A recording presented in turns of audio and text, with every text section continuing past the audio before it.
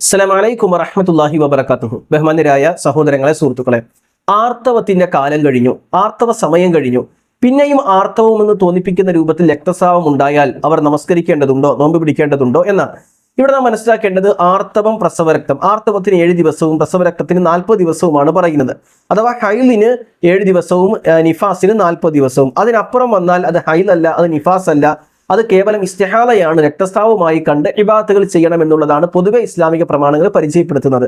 അതുകൊണ്ട് തന്നെ 7 ദിവസം കഴിഞ്ഞും ആർത്തവം തുടരുന്ന പക്ഷം, അല്ലെങ്കിൽ ആർത്തവം നിലച്ചു പിന്നെയും ഇതുപോലെ ബ്ലീഡിംഗ് ഉണ്ടാകുന്ന പക്ഷം, അവരെ സംബന്ധിച്ചിടത്തോളം നമസ്കാരം ഒഴിവാക്കേണ്ടതുണ്ടോ എന്ന് ചോദിച്ചാൽ ഒഴിവാക്കേണ്ടതില്ല. അവർ നമസ്കരിക്കണം, നോമ്പ് പിടിക്കണം. കാരണം അത് ആർത്തവമായിട്ടല്ല പരിഗണിക്കുക. ഇത് തന്നെയാണ് പ്രസവരക്തത്തിന്റെ വിഷയത്തിനുമുള്ള കാര്യം.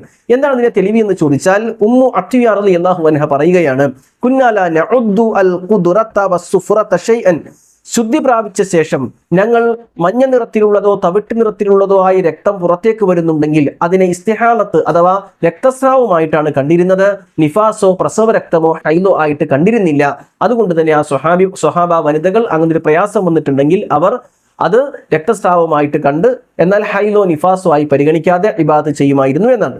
ഒരു സഹോദരി ഇതുമായി ബന്ധപ്പെട്ടൊരു സംശയം ചോദിക്കുന്നുണ്ട്. അതായത് അവർക്ക് എപ്പോഴും ബ്ലീഡിംഗ് ആണ്. അപ്പോൾ റസൂലുള്ളാഹി സ്വല്ലല്ലാഹു അലൈഹി വസല്ലം പറയുന്നത് ഇത് ഹൈലോ നിഫാസോ ഒന്നും അല്ല, മറിച്ച് ഇത് കേവലം ഇസ്തിഹാലയാണ്, രക്തസ്രാവമാണ്. അതുകൊണ്ട് അവിടെ വൃത്തിയാക്കിയ ശേഷം നീ ഇബാദത്ത് ചെയ്യുക എന്ന രൂപത്തിലാണ് മറുപടി കൊടുത്തത്.